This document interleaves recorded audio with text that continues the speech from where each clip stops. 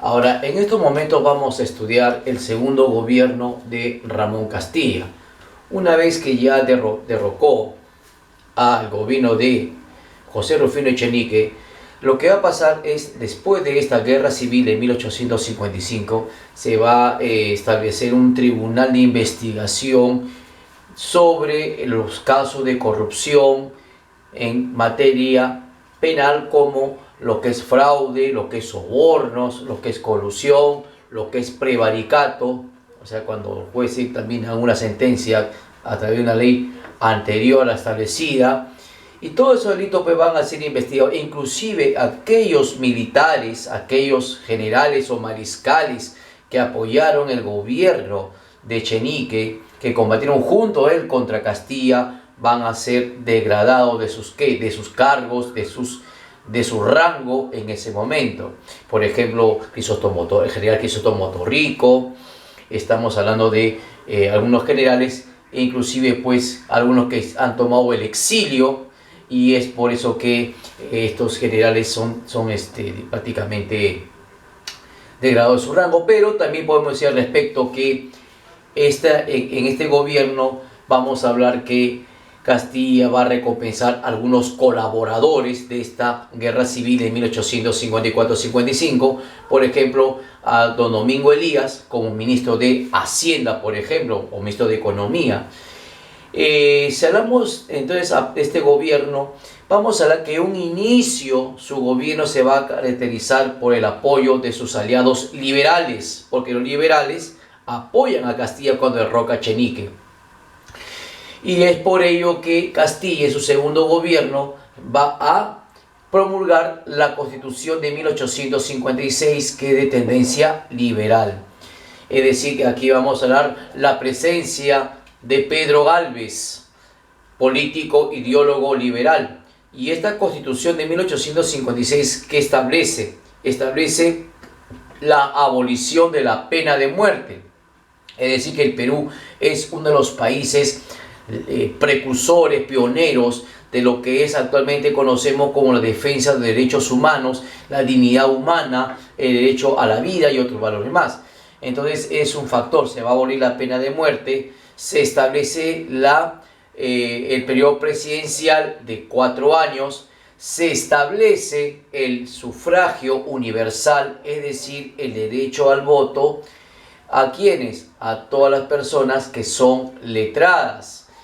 Ahora, si hablamos de ese punto que da el sufragio universal a las personas letradas, esto quiere decir porque no es tan liberal, porque liberales plantea que todas las personas, según su condición socioeconómica, cultural, son iguales ante la ley, ¿no? Bueno, entonces sería un punto que tenemos que decir. Entonces, esto sería la Constitución de 1856, que es liberal.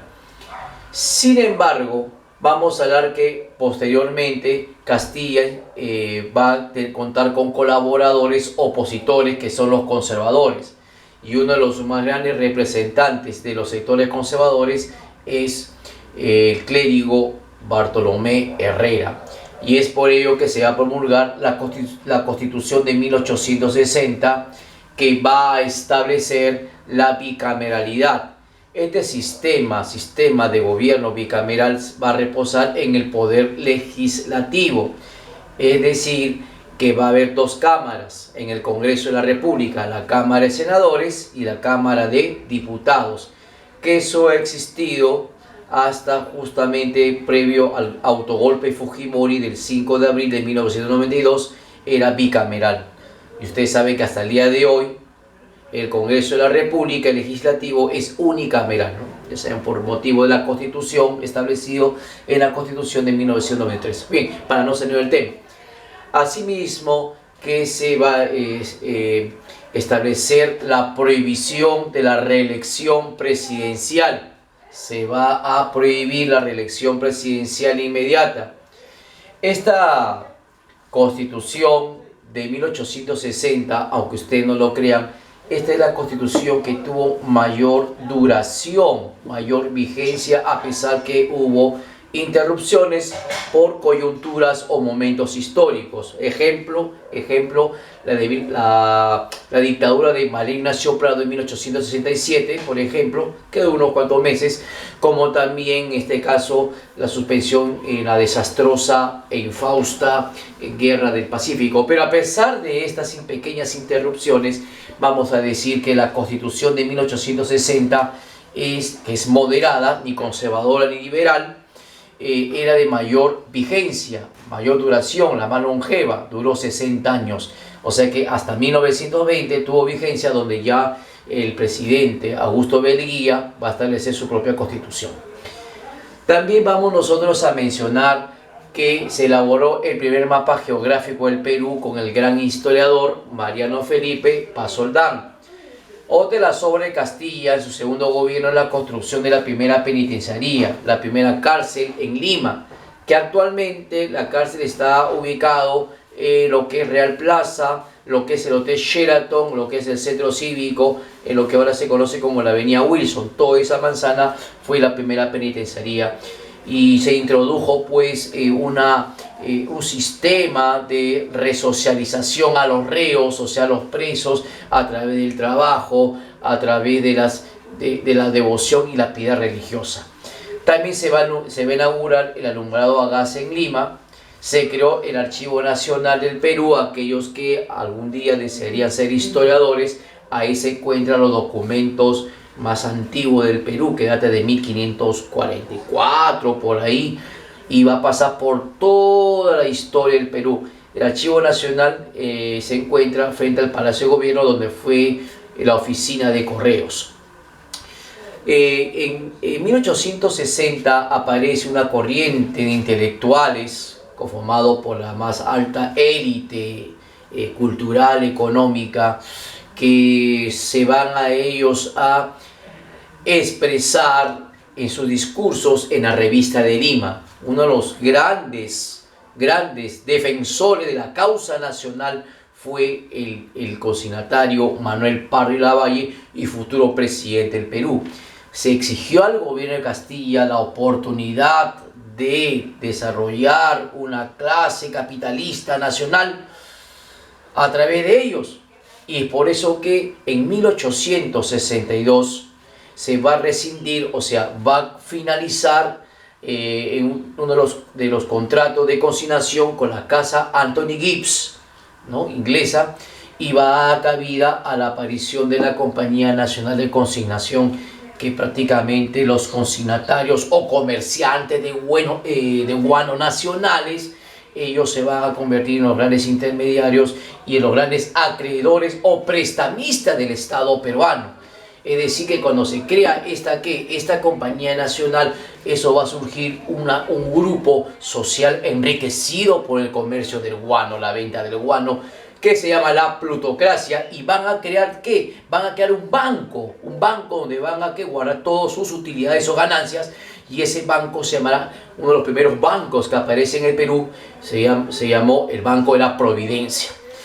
Otra de las obras que vamos a hablar en el segundo gobierno de Castilla es la construcción del ferrocarril Lima-Chorrillos. Se creó el departamento de Loreto, ¿no?, para reivindicar la posición peruana de Maynas frente a las pretensiones ecuatorianas. En materia internacional, el Perú es un país con vocación americanista, es decir, que el Perú va a apoyar a países de la parte del hemisferio hispanoamericano, por decirlo así, o del bloque hispanoamericano. Por ejemplo, en el caso de apoyó a Nicaragua ante el ataque de un filibustero pirata norteamericano llamado William Walker. Perú va a protestar la invasión de España a la isla Santo Domingo, pero esta política o esta posición de la diplomacia o de la política internacional del Perú se va a dar cuando apoya a México. México había sido invadido en 1862, más o menos en 1859-60 va a ser invadido por las tropas francesas enviadas por el emperador francés Napoleón III, enviando al archiduque Maximiliano de Austria o de Habsburgo para tomar en este caso la conquista de México y establecer un reino, un satélite dependiente del Imperio francés de Napoleón III, y Castilla va a protestar contra esta invasión, y es por ello que va a enviar una escuadra, un ejército al mando del literato Nicolás Corpancho, y esto es un apoyo al político liberal y uno de los primeros presidentes de rasgos indígenas en Hispanoamérica es el presidente Benito Juárez, con un resultado favorable. Sin embargo, uno de los hechos también que podemos mencionar en materia internacional del segundo gobierno de Ramón Castilla es la guerra contra Ecuador. ¿Qué pasó con Ecuador? Si nosotros acá vamos a hacer, en este caso, vamos a hablar sobre el problema con el Ecuador, a qué se debió en 1859 a 1860. ¿A qué se debió este conflicto con el Ecuador? ¿Qué sucede? Que Ecuador siempre ha reclamado las pretensiones de Tumbes, Jaén y Maynas. Lo que sucede es que el Ecuador, acá está Brasil, acá está Ecuador. Todos sabemos que en este año Ecuador solamente tenía parte costeña y parte andina, no tenía ceja de selva, por decirlo así. Pero como Ecuador tenía una fuerte deuda externa con Inglaterra, Ecuador suscribe un contrato de pago de deuda frente al Banco de Londres, el Banco de Inglaterra, ¿cuál sería el pago? El pago sería una compensación, lo va a compensar. No tengo dinero, te voy a compensar con otro bienes. Entonces, ¿qué hacen? Entonces, simplemente el gobierno ecuatoriano le va a ceder selva amazónica peruana a sus acreedores o prestamistas ingleses, el Banco de Londres, como cancelación de su deuda externa.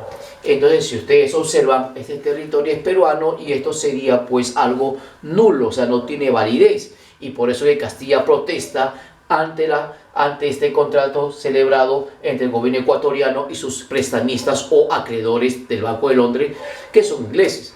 Entonces, por eso Castilla protesta y va a invadir, ¿qué? Va a invadir exactamente Guayaquil, Ecuador. Y cuando se da la invasión peruana al mano de Castilla en Guayaquil, los ecuatorianos se rinden y el presidente García Moreno prácticamente va a hacer la negociación y se va a firmar el tratado de Mapasingue. Con ese tratado va a finalizar entonces este conflicto con Ecuador. ¿Y en qué consistió? ¿No? ¿Qué consistió? Simplemente, según pues hablamos de una política americanista, una política de hermandad de países, que me parece a título personal algo absurdo, simplemente pues que el vencedor, que es el Perú supuestamente hablando, le va a entregar ropa, dinero, armas al Ecuador, y que Ecuador no pagaría ningún tipo de reparación o indemnización de guerra. Con este tratado de Mapasingue en 1860 se va a cerrar entonces una historia más del conflicto con Ecuador. Recordemos que de todos los países vecinos que tiene el Perú, quien tuvo más conflictos armados es con la República del Ecuador. Entonces, jóvenes, hemos culminado el día de hoy con esta clase que pertenece a la prosperidad falaz, la segunda parte, y que nosotros vamos a valorar para qué nos sirve la historia. No hemos visto la corrupción, hemos visto cómo es nuestra idea de política internacional del Perú frente a relación a otros países hispano o iberoamericanos. Bueno, para culminar, no se olviden que en esta pandemia que estamos atravesando hay que ser precavidos, que ser muy prudentes. Como son las recomendaciones, lavarnos las manos por 20 segundos, cuando estornudemos o vamos a toser, cubrirnos con la parte de acá del codo, del brazo, y también estar distante de otras personas por más o menos 1,5 metros de altura. Bueno, nos vemos hasta la próxima sesión. Muchas gracias, hasta luego.